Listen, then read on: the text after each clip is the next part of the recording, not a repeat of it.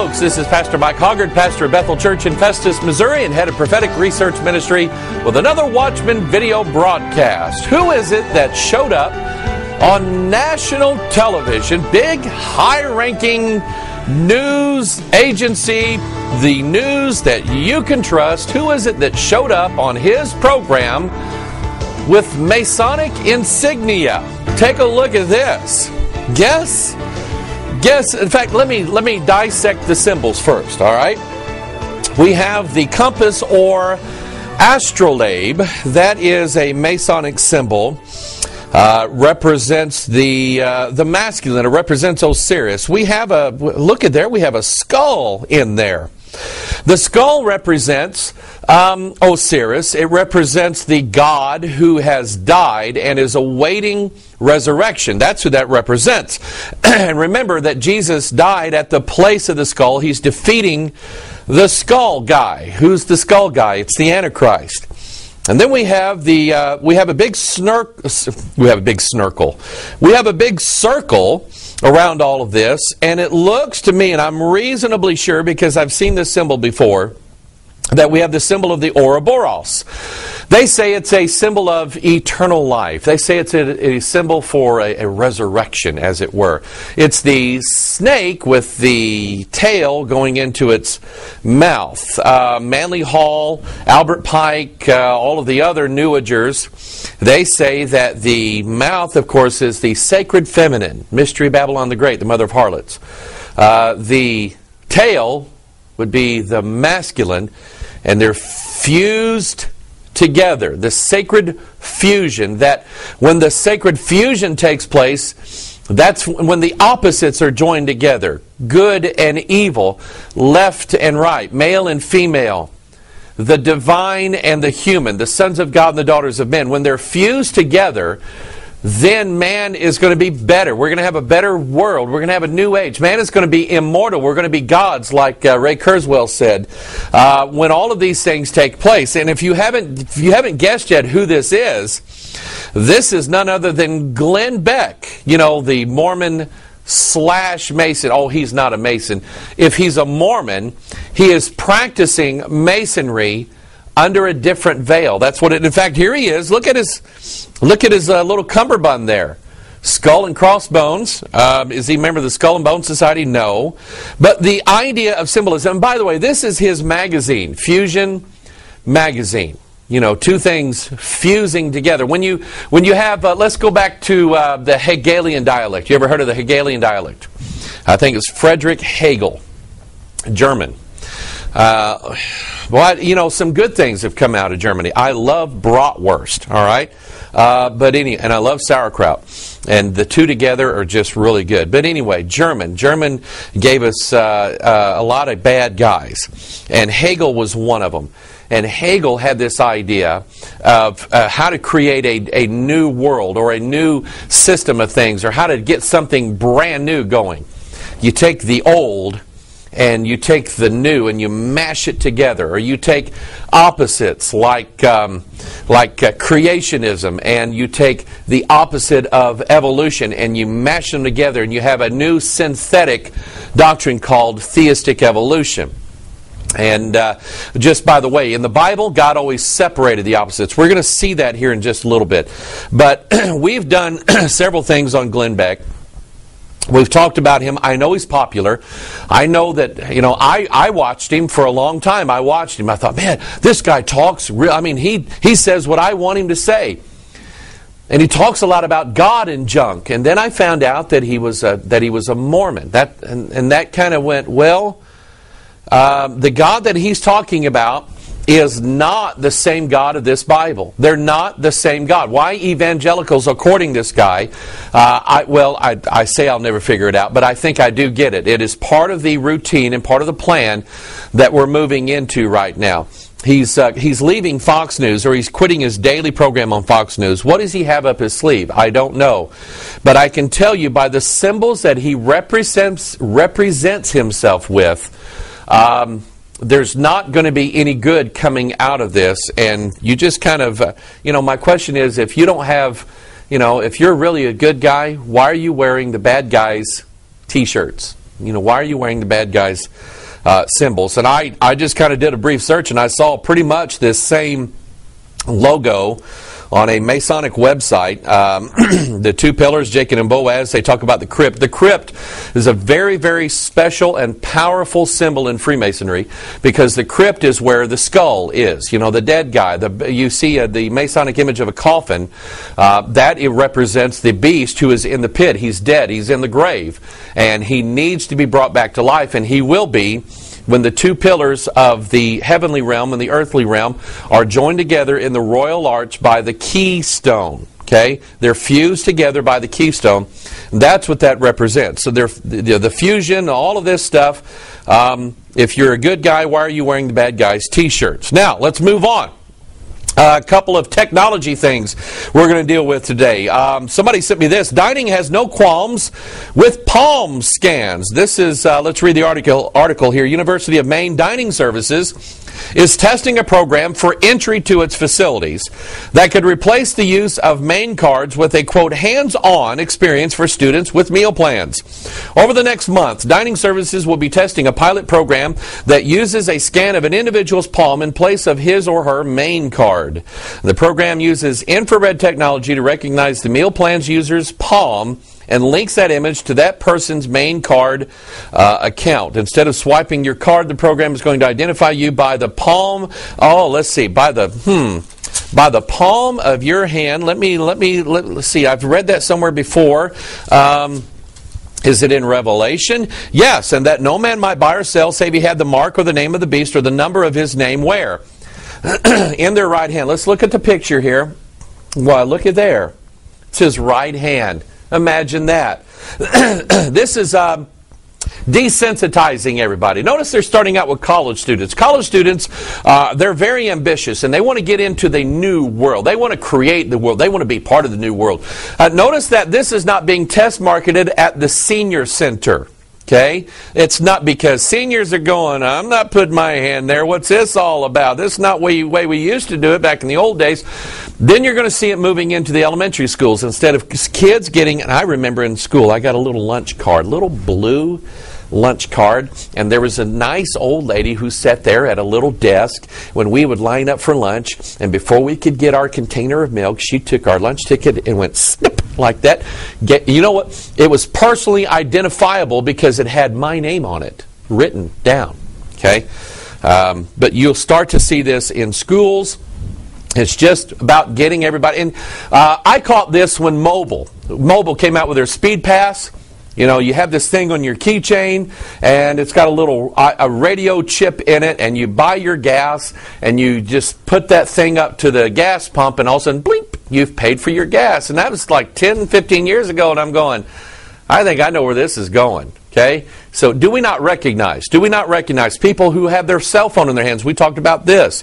Pull up the software. By the way, I got something here. Let me, here it is. Cell carriers to roll out mobile wallets in Utah. I'm going to talk about that in a minute, but they're using their cell phone now to scan and pay for things. Anything that has to do with their hand, either their palm or their handheld device or whatever it is, getting them used instead of reaching for their wallet, which I will admit, when I pull up to the drive-thru at Mickey D's, the last thing I want to do is lean this very large, heavy body over and try to grab with my newly repaired shoulder my wallet out of my back pocket. Boy, it would be so much easier if I could just go, hi, and it's paid for, right? We're getting used to it, okay? So here's this system. Cell carriers to roll out mobile wallets in Utah. We talked about this very program, a joint venture between three. Lust of the flesh, lust of the eyes, pride of life. Three of the nation's four largest cell phone carriers will soon offer the United States' first commercially available mobile fare payment program to a public transportation system, and it's called Almighty ISIS. A mobile commerce joint venture between AT&T Mobility, T-Mobile USA, and Verizon Wireless announced Tuesday it will roll out the pilot program in Salt Lake City in 2012. Salt Lake City, Mormons, Masonry, ISIS, Palm, kind of linking together here. Okay? The ISIS system. You don't know who ISIS is? She is Mystery Babylon the Great, the mother of harlots. We go back a few episodes, and I give a little bit more details on that. Here's another one. Interpol chief calls for global electronic identity card system. The head of Interpol has emphasized the need for a globally verifiable electronic identity card EID system for migrant workers at an international forum on citizen ID projects, e-passports, and border control management. You watch and see. You talk about fusion. You talk about the Hegelian dialect. Here is a country full of red-blooded, apple pie-eating, baseball-loving Americans. And that's what we are. We love America. And I do. I love America. And then we have, for some reason, no president in the last 100 years has ever dealt with the immigration issue. For some reason, especially in the last 20 years, our southern border is just leaking like a sieve. In fact, I am told we've had some visitors from Canada come down to our secret broadcasting compound. I don't know how they found us. That kind of worries me, that anybody could just pull up here and say, this is it right here, okay?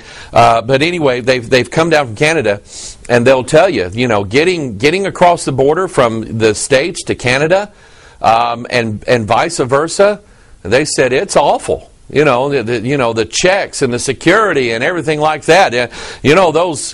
Those migrant Canadians wanting to move down here and steal all of our jobs. That's something we got to... And terrorists, Canadian terrorists, eh? Okay, something to worry about. But for some reason, our southern border is they're just walking right in. Why? Opposites. Let's get them to clash. Let's create a huge problem. Huge problem. We got people coming in everywhere that are stealing American jobs and sucking our resources up and not working. Let's do that. Let's allow that to happen. Why? So because we have a system we want to unveil that if there's really no need for it, nobody will go for it. But now, all of a sudden, there's a need for it. You get it? It's about fusion, about crashing things together. Here we go. I couldn't wait to get to this. And I'm going to get to the three-strand baby here in just a little bit. I have had, probably on this one article, I've had more emails sent to me over this one issue, and I've got something to say about it. And I appreciate everybody. You know what you're doing? You're watching. You're watching. You've been reading the Bible. You've been educating yourself biblically. And a news story pops up, and you go, this is that which was spoken. Okay? And I like that. So we're going to kind of lead into it here a little bit. Here's an article. Could man soon be able to breathe underwater? Scientists eye possibility of merging human and algae DNA. It looks like the gillyweed from the Harry Potter films could one day be around. Stop right here. Stop right here. I'm trying to remember the story where one of these scientists had a problem. A genetic scientist or something like that had a problem, and he was watching a Harry Potter movie, and all of a sudden it went, wow, I've just figured out the answer to the problem. Okay, something with DNA or something like that he got from watching a Harry Potter film. And here's another one. Okay, science fiction or fantasy becoming reality. So scientists have discovered a way for humans to potentially breathe underwater by merging our DNA with that of algae, green scum. In research on salamanders, they found that oxygen-producing algae have bonded with their eggs so closely that the two are now inseparable. By studying the mechanism further, they hope that the same process could be applied to humans one day too. This would allow us to swim without coming up for air like Harry does in Harry Potter and the Goblet of Fire. In the film, the slimy plant gives Harry gills on the side of his neck and lets him breathe underwater like a fish. Here's an interesting image for you. It's called Dagon. Okay, you know who he is? Dagon was the god in the Old Testament who wanted the throne of God. He wanted the Ark of the Covenant. He was part man and he was part sea creature. John said in Revelation 13, I saw a beast rise up out of where? Out of the sea. I remember a TV show when I was a kid. I was just fascinated with this show. I thought this was the coolest thing in the world. It was Patrick Duffy, you know, the guy from Dallas and some of these other programs. His first real gig on TV was a film, and then later a short-run TV show called The Man from Atlantis. Now, if you don't know what Atlantis is basically the antediluvian world. In other words, the world that was before the flood with all the giants and the technology and the strange breeding and all the genetic mutations that were going on. That's what Atlantis is. And this whole idea in the occult world is that Atlantis is going to rise again. Well, you understand that. That kingdom that was, by the way, Atlantis was ruled by 10 kings. That's Daniel chapter 7. That's all that Daniel chapter 2, Revelation chapter 13. It all ties together, people. So here we have this man from Atlantis. He's part man, part fish. He's got gills and webbed hands, and he swam funny. And I spent months in a swimming pool learning how to swim like that. I thought that was the coolest thing in the world. I kept waiting for my fins to grow. Okay? Never happened. Thank God. But now, our scientists can create that. We can take our DNA and mix it with something else to make something better. Is that how it happens? No, that's not how it happens. Here's the story that you've been watching all week. Boy, 2 years old, is first person in the world to be born with an extra strand of DNA. A 2-year-old boy has become the only person in the world to be diagnosed with an extra strand in his DNA.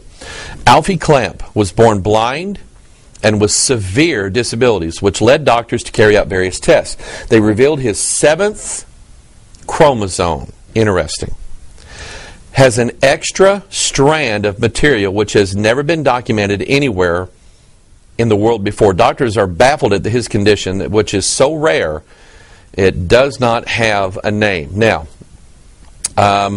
I have sympathy for poor Alfie. He did not choose to be born this way. He did not go receive a mark. And if you really want to know what this is about, we have a video called The Triple Helix, and I explain in that video how, and it's sort of the build-up from Jesus Christ's DNA in the Holy Bible and the mother of all secrets. And when you understand the secret, understand about DNA in the Bible, then you understand when they add something like a third strand of DNA, making a triple helix, when they add that's not good. Okay, that's not a good thing. And yet that's what's being talked about all throughout the scientific realm, is adding something to man's DNA. Now, DNA is the book that God wrote. God wrote a book. And God said you should not add to or take away from this book. And He said if you add to, listen to this now. He said if you add to the words of this book, I will add to you the plagues that are written in therein. God was warning us, don't monkey around, literally, don't monkey around with the book I wrote, with DNA. Don't mess with it, because if you do, the plagues are going to be added unto you. Don't we get that? Don't we understand what's going on? The plagues, go back and look at the plagues that God sent to Egypt. Go look at the 3 woes. Go look at the vials of wrath poured out. Go look at the trumpets and the opening of the seals. Go look at those plagues. God said, when they start messing with my book, I'm going to bring the plagues in. How close are we? So I feel sorry for poor Alfie. You pray for him, okay? Just pray for that. I wouldn't want my kid to turn out this way, but if he does, then praise the Lord, and then we'll raise him and love him and everything like that. So you pray for this family. I feel sorry for him, but here's my point with this, okay? They're talking all the time now about adding something to man's DNA or changing it somehow, some way. Adding this third strand. Well, here's a child who has a third strand of DNA added to his 7th chromosome. Okay? And it doesn't work out very good. It's not working. It didn't make him better. As far as, normal human is, it didn't make him better. It made him worse. He's blind. He has severe disabilities. That I wouldn't say that that's good. Okay? And so you stop and think about that, because God warned, add the strand, monkey around with it. I'm going to add the plagues. Look at this. Because this is at the heart of it. In Daniel chapter 2, Daniel, this kingdom that Daniel said was going to come, this fourth kingdom, they're going to fuse, they're going to mingle themselves with the seed of men. They are the iron kingdom, and we are the clay. I want you to remember that. Humanity is clay. We're made out of dirt. We're made out of clay. Here is the iron kingdom, and they're going to mingle themselves, fuse themselves, like Glenn Beck's magazine said it would. They're going to fuse themselves with man's DNA, literally with his seed. Okay? How's that going to work? God said it wouldn't. Notice Daniel chapter 2, and he said, whereas thou sawest the iron mixed with miry clay, they shall mingle themselves with the seed of men. But they shall not cleave one to another, even as iron is not mixed with clay. You know what he's saying here? And you just go read that. It doesn't work. Okay? It doesn't make man better. The only thing that does is the seed, the incorruptible seed of the Word of God. And so, and what we're talking about, I had pulled up some articles from the past. Here's one, July 2005. Human-animal chimeras. A chimera is an animal that has been, it's one of these ancient creatures that has different breeds into it. And this is really what we're dealing with. We're dealing with the idea that we're going to create a new human now that's going to be a sort of a mixed breed human. Homo novus. Ray Kurzweil talking about adding technology to that. We've got some things about that here in a little bit. This article here, Human-Animal Chimeras, talking about how they're mixing and working with stem cells and so on. Irving Wiseman of Stanford University and his colleagues pioneered these chimera experiments in 1988. When they created mice with fully human immune systems for the study of AIDS. Later, the Stanford group and Stem Cells, Inc., which Wiseman co-founded, also transplanted human cells into the brains of newborn mice as preliminary models for neural research. This was in 1988.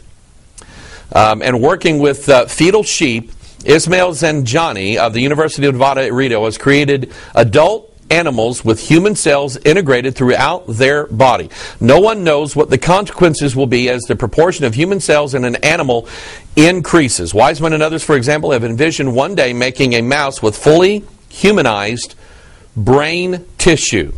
The Lawyer Developmental Program and tiny size of this chimerical mouse fairly guarantee that its mental capacities would not differ greatly from those of normal mice. But what if human cells were instead put in the fetus of a chimpanzee? The birth of something less beastly could not be ruled out.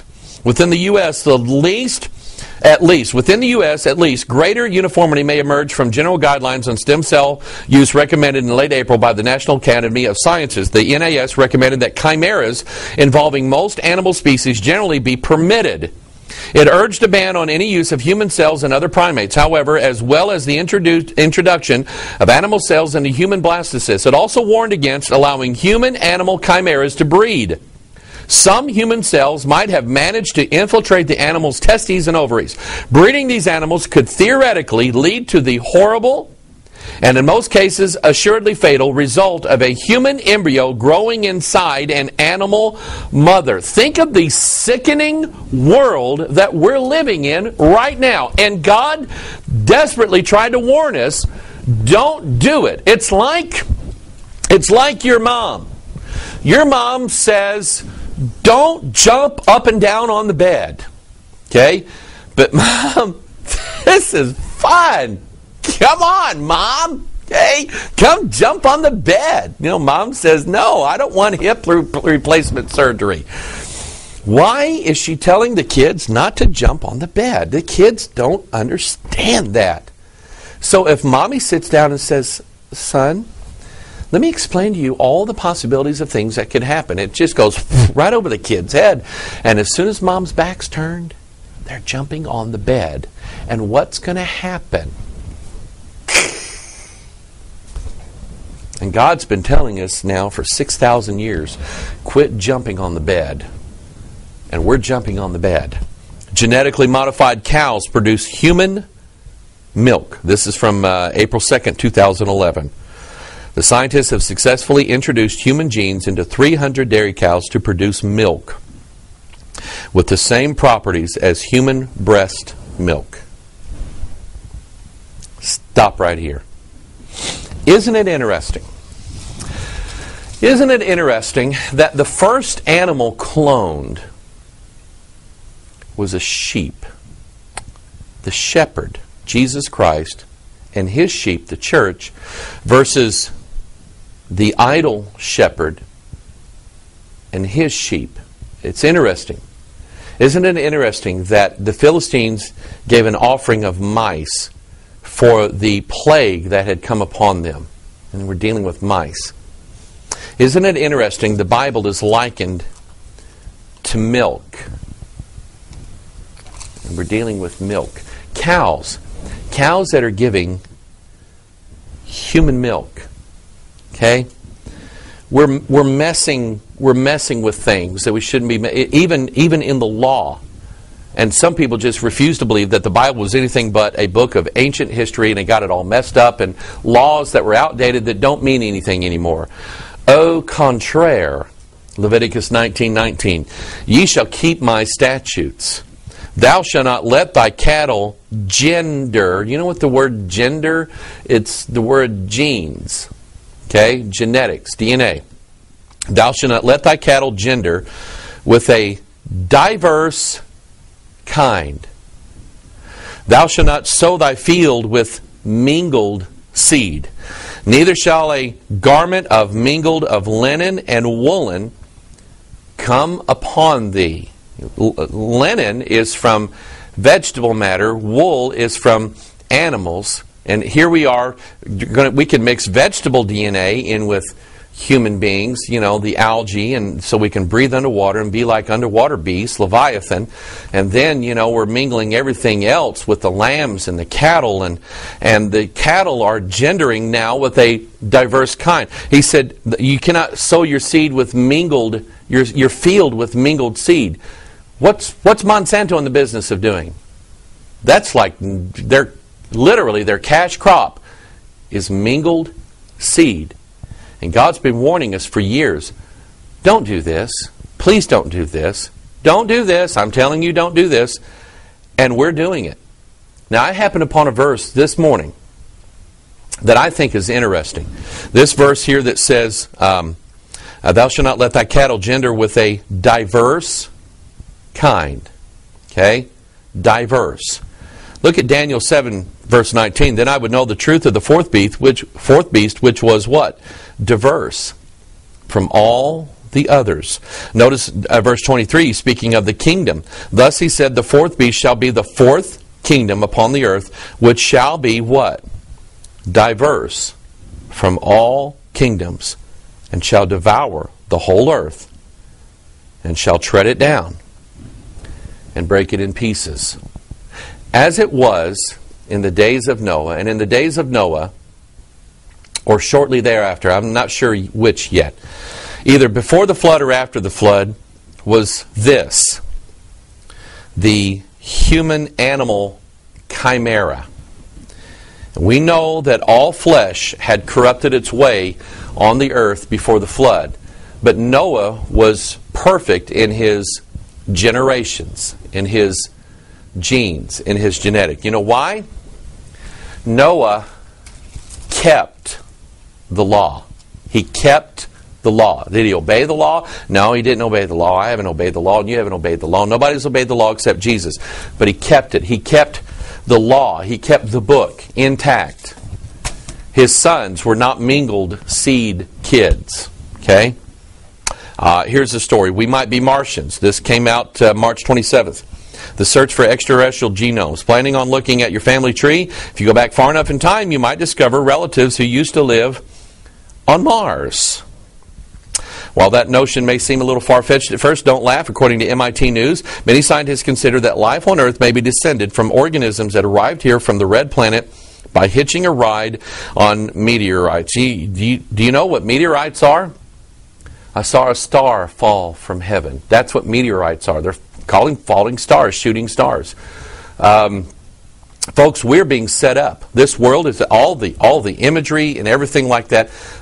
We're being set up, and this goes way back. But we're being conditioned, programmed. You give people enough information, and suddenly, when the paradigm shift is about ready to happen, they're going to believe it. They're going to buy it. They're going to be soaking it in, brother. they will be ready for the paradigm shift. I mentioned earlier Ray Kurzweil, who talks about the mingling of technology in with human beings. A major breakthrough took place here recently. Blood simple circuitry for cyborgs. Could electronic components made from human blood be the key to creating cyborg interfaces? Circuitry that links human tissues and nerve cells directly to an electronic device, such as a robotic limb or artificial eye, might one day be possible thanks to the development of biological components. Here they are. They've already figured out. We're figuring it out now. Our scientists are working on it, and they're figuring it out. We've been watching Harry Potter movies, and we've been watching Star Trek, and we've been reading a lot of occult books, and all of a sudden now we're getting these, and like Francis Crick, some of us have been taking small doses of LSD so that our mind is open, and we can imagine great possibilities. Health, imagination. Everything now is imagination.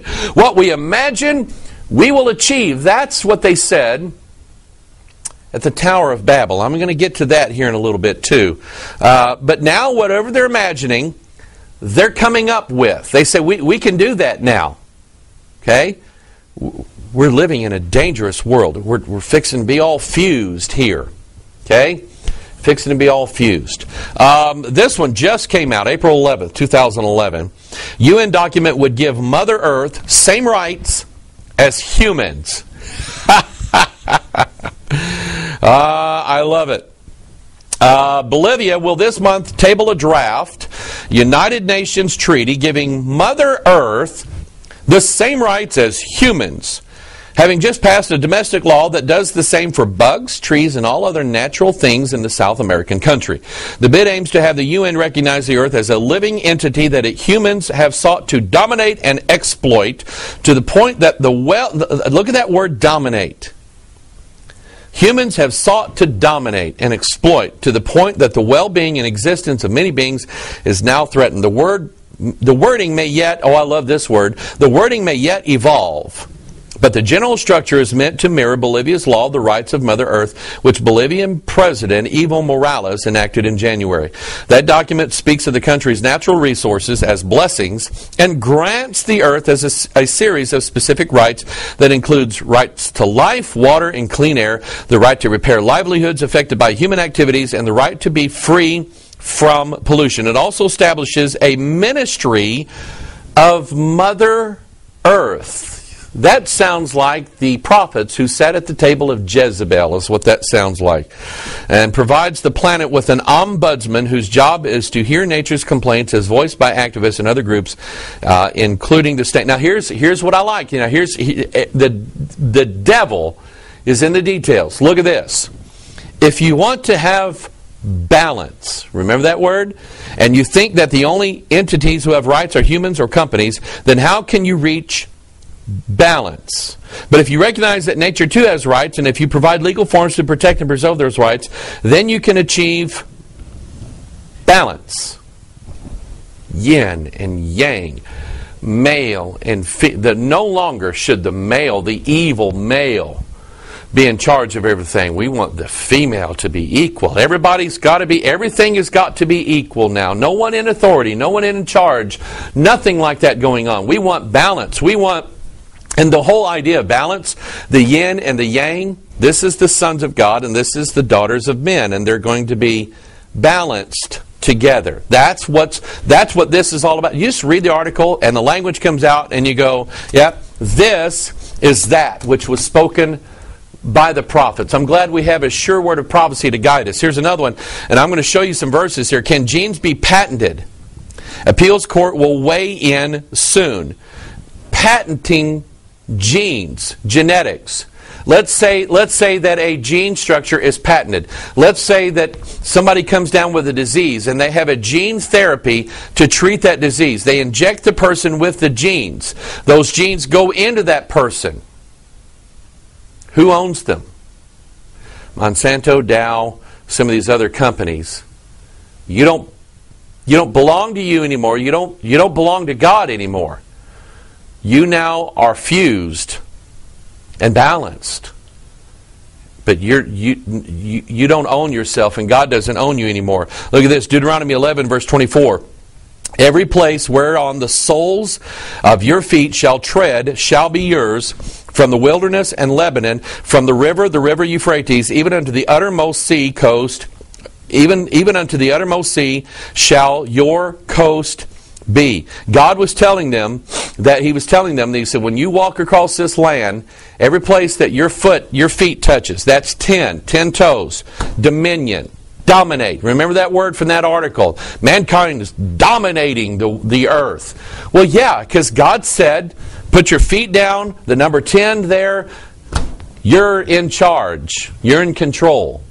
In Genesis chapter 1, God blessed them and said, God said unto them, be fruitful and multiply and replenish the earth and subdue it. And have what? Dominion. That's where the word dominate comes from. Dominion over the fish of the sea and over the fowl of the air and over every living thing that moveth upon the earth. And so, taking away the control from mankind and placing it where? In Mother Earth. Patenting the genes. You're not your own. You're not bought by the Lord Jesus Christ.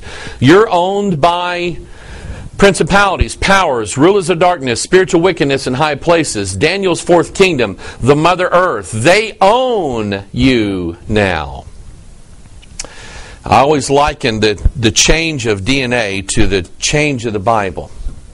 When you change man's DNA, you change his body, what he is, into something other than what it was intended. When you change the DNA of the church, it starts out with false translations. You change a few words out of the Bible, then you change a few more. Then over time you change, then you end up with a mess edge Bible. I mean, that's what you end up with. And so then it creates a church that doesn't look like what it was intended to look like. Somebody sent me this. After dealing with Operation Odyssey Dawn, you remember that? You know, when we go and bomb Libya, that was Operation Odyssey Dawn. Odyssey was a picture of the Antichrist who was dead, and he's brought back to life again. And that word dawn means he's rising. Okay, the Antichrist, the beast rising. Here's a church. This is Bob Jones and all these Kingdom Now and Joel's Army people. They're going to have a conference called Awaken the Dawn. In other words, and don't you get this? Now the DNA is all changed in the church. You have this idea that you have something that's asleep in you. Sleep is a picture of death in the Bible. You have something in you that's dead, and it's asleep. And all you Baptist Christians out there, you just don't get it. I mean, you're dead inside. Okay? We're going to awaken something inside of you, and it's going to rise up, and now you're going to be this super Christian that's going to do exploits and be like Joel's Army. Yeah, they're right. They will be like Joel's Army, you know, with teeth of a lion and long hair, and that's where we're going with this. Here's another one. Conservative Christians slam fantasy church service in Romsey. A church service where the angels and saints make way for wizards and warlocks has been damned by conservative Christians. Here's a church now that's had their DNA changed, and they're mingling in Harry Potter and Lord of the Rings and everything that God said don't have anything to do with. They're mingling it in there. Here's another one. Countryside Community Church. These are things that people sent me. Says, expand your mind, inspire your soul. 1 Timothy chapter 4. This is exactly why Paul told the last two letters that seem to be written in the Bible. We know 2 Timothy was the very last thing that Paul wrote before he left this world. He tells Timothy, he said, study to show thyself approved. He said, he reminds him that as from a child, thou hast known the Holy Scriptures. He says that all Scripture is given by inspiration of God and is profitable for doctrine, for reproof, for correction, for instruction in righteousness, that the man of God may be perfect, thoroughly furnished unto all good works. Paul was telling Timothy, as a minister, as a pastor, as a preacher, as a church member, as a Christian, everything that you have and everything that you need will come from the pages of the Bible, that book that you've known from a child. You knew the Holy Scriptures. Don't stray away from them, because he tells them in 1 Timothy chapter 4, now the Spirit speaketh expressly. He's pounding this in, that in the latter times some shall depart from the faith. Let me go back to this picture here, this Lifting Spirits Countryside Community Church, expanding your mind. Okay, that's like that's contemplative prayer is what it is. Okay, their church, lifting spirits. There are spirits right now in prison. In Revelation chapter 9, those spirits are going to be lifted out. Lifting spirits through expanding your mind. It all goes hand in hand. And Paul said that in the latter times some shall depart from the faith, giving heed to seducing spirits and doctrines of devils.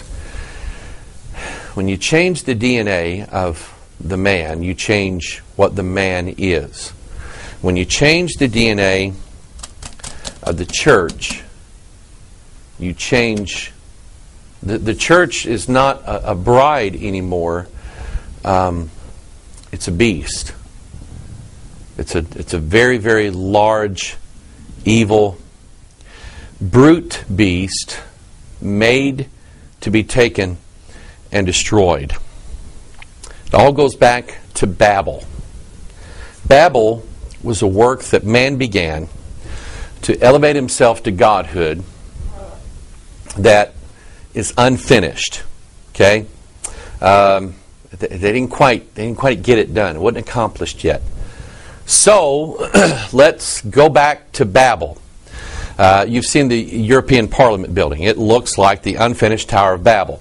Lots of other things that we've talked about. Here's something that came up, and I kept seeing this article about China and let's see, who is it? China and Brazil and Russia and India and South Africa. All these nations that have been playing second fiddle to America. Well, they all had a meeting. Okay, they didn't invite us. They didn't invite America. They all had a meeting, and it basically was, we're the ones who are going to control all the wealth in the next 20 to 50 years, maybe even 100 years. America is not going to be a superpower anymore. In fact, it's practically in the dirt now. And we're going to meet and figure out how we're going to rise and take over. We're going to figure out that it's really going to dawn on us as Indians and as Chinese and as Brazilians and everybody else that we're the ones actually making all the products. We're the ones that are making all the money. We have all the loans, all the call centers, everything that Americans don't want to dirty their little hands to do. We're going to do it, and we're going to take over. So I've been seeing this all week, and I'm going, yeah, that's coming. My good friend Bill from Nebraska, secret broadcasting bunker in Nebraska, he said, Hoggy, he can call me Hoggy, okay? He said, Hoggy, did you happen to take a look at what this conference was called? Okay? It's the BRICS conference. BRICS. What is that word in the Bible? Like brick, okay? What do you do with bricks? Well, you clunk people over the head with it, like the Three Stooges. No, you build things with it. What do you build things with? Genesis chapter 11, verse 3. And they said one to another, Go to, let us make brick, and burn them thoroughly. And they had brick for stone, and slime they had for mortar. That's oil. Oil is what tends to tie it all together. Okay? And they said, Go to, let us build us a city and a tower whose top may reach unto heaven, and let us make us a name, lest we be scattered abroad upon the face of the whole earth. Now, remember, in the King James Bible, the exact words that they speak, where they say, Go to, let us, and go to, let us, 46 words here. Okay? And the whole Tower of Babel thing, that just kind of looks like DNA. And I'm going to bring this up on the screen. That old poster for the European Union, where they have the unfinished Tower of Babel and the 11 stars around it, the people who are building that tower, rebuilding that tower, were drawn in the image of bricks. The people are the bricks that are going to rebuild. That is going to be the rebuilt way to heaven. People are the bricks, and what are bricks made out of? What are they made out of? What is bricks made out of? Remember, bricks are made out of clay, dirt. That's what we're made out of. I saw this. I can't quite put it all together yet, but I think I get it. Okay? The Antichrist wants to reign throughout the whole earth Okay? He's got to control everybody. Okay? How's he going to do that? Remember, Daniel 2 says, they shall mingle themselves with the seed of men, because iron and miry clay. Iron and clay. Clay is the human beings. They're going to put themselves inside of the clay, mingle themselves in the seed of men. Okay? Or with the seed of men. And I was just looking at the word bricks, or things associated with bricks in the King James Bible, and I saw this one. A stone, or the symbol of a stone in the Bible, the stone could either be Jesus, or the stone could be like an idol. Idols are made of stones. Okay? So watch this. Jeremiah 43:9. Take great stones in thine hand, and hide them where? In the clay, in the brick kiln. A brick kiln is like the fiery furnace. Hide them. The stones are inside the clay, which is at the entry of Pharaoh's house in Tahpanhes, in the sight of the men of Judah, and say unto them, thus saith the Lord of hosts, the God of Israel, behold, I will send and take Nebuchadrezzar, the king of Babylon, my servant, and I will set his throne upon these stones that I have hid, and he shall spread his royal pavilion over them. In other words, the way that this Nebuchadrezzar, the king of Babylon, this Antichrist type figure, is going to reign over planet Earth is through these stones hid inside the clay. I'm going to look further at this, but I think this is telling how it's going to, how is the beast going to take total dominion over everything? Okay, mingle himself with the seed of men. I've got a few minutes left here. I'm going to talk about rock and roll for a few minutes. Just an issue here that it kind of came up. Somebody sent me a video. Pastor Mike, take a look at this. And I've put some other things with it. We've been talking about Katy Perry lately. Katy Perry says, oh, my boyfriend's an E.T. and I'm from California, and I'm so cool. And now she has this interview here where you got to hear what comes out of her mouth. We talked about how she used to sing gospel music in a church, okay, and her mom and dad was kind of weird, and she says in here, oh, I wanted to be like the next Amy Grant from California, and I wanted to be cool and all this stuff. And now she's singing about I kissed a girl and I liked it and my boyfriend's an alien. If you've seen the video that come out with her and she's half human and half beast and she revives her dead alien boyfriend and all this, you get it, okay? Listen to what happened to her. Listen to what she says. Almost 10 years ago. I released a gospel record when I was 15 because I grew up in a household where all I ever did was listen to gospel music, and my parents are both traveling ministers, and so I kind of sang about what was going on in my life at 15, and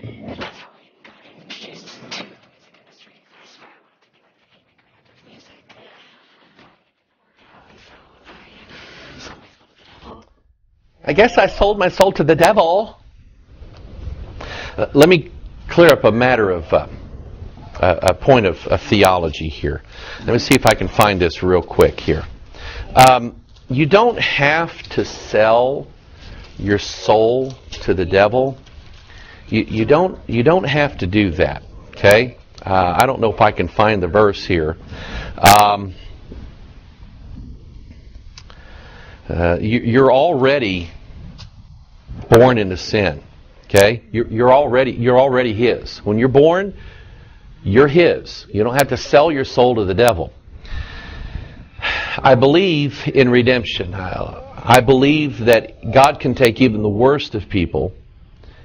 There are some people that God turns over. Yes, I believe that. But God can take even the worst of people and He can redeem them. Is there hope for Katy Perry? I don't know. I'm not her judge. Okay? I know that how she's living now and what she's doing right now and the things she's doing, she's very, very lost and she's without the Lord Jesus Christ. Can she be saved? Wouldn't hurt to pray for her. Okay?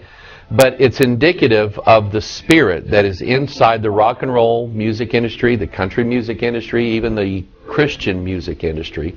There's a spirit there that there's something other than the Lord Jesus Christ and the Bible that's in charge of that. Here's another clip. Kanye West saying that he sold his soul to the devil. I sold my soul to the devil. I know it's a crappy deal. At least it came with a few toys like a Happy Meal. The rapper Eminem, notice the E's pointing in opposite directions. That's fusion of opposites. He explains in his video or his song, My Darling, that he sold his soul to the devil. And then we have this guy, okay, who at one time told everybody said he was saved, he was born again. But here he is in an interview basically trying not to say that he sold his soul to the devil. Listen. You're still out here doing these songs, you're still on tour. I do, but I don't take it for granted.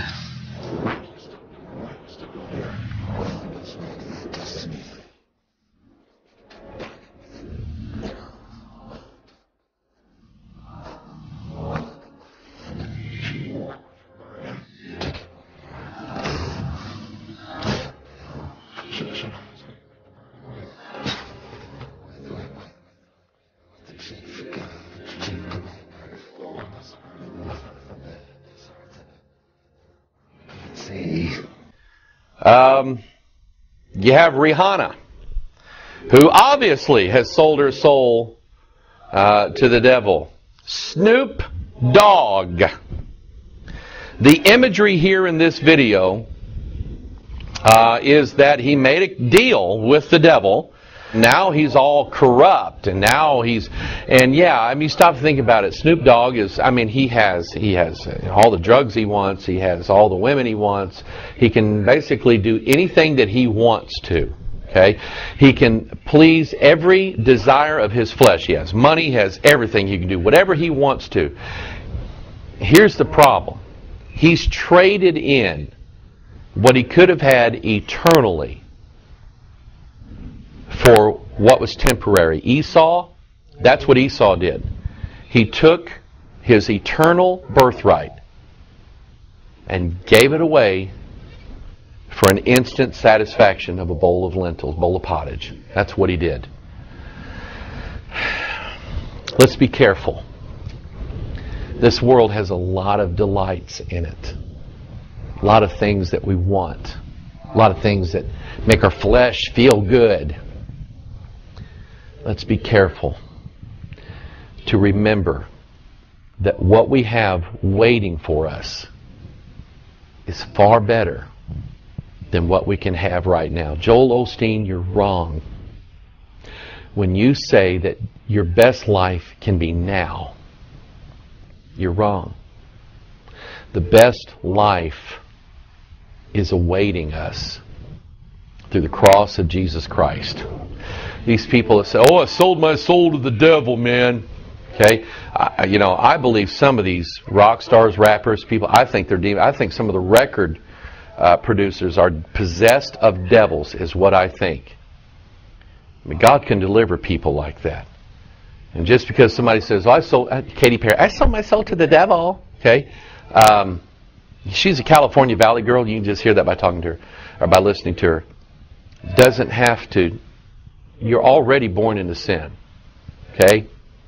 You might choose to follow after the devil. My brother-in-law chose for many years of his life to follow after the devil and stay away from me and stay away from the Bible.